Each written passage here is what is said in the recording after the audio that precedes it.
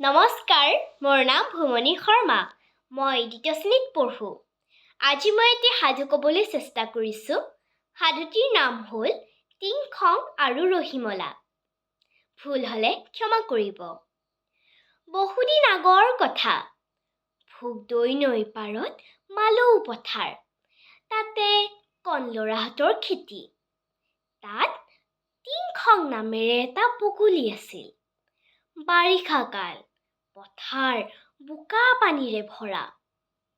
সি দীঘল দীঘল ঠেংকেইটাৰে জপং জপংকৈ ঘূৰি ফুৰে। এদিন সি কেঁকোৰা এজনীৰ গাত পালে। তাইৰ নাম ৰহিমলা। তাই গাঁতৰ ভিতৰত থাকে। টিংখঙে তাইক খোৱাৰ এটি বুদ্ধি সাজিলে আৰু মূৰ ধুৱাই ধুৱাই ক'বলৈ ধৰিলে।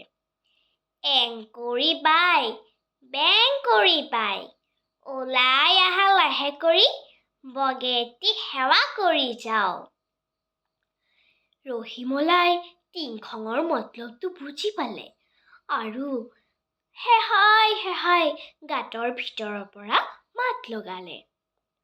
অ' বোলো টিংখং, কৰ যদি কৰ, তাৰেই পৰাই কৰ।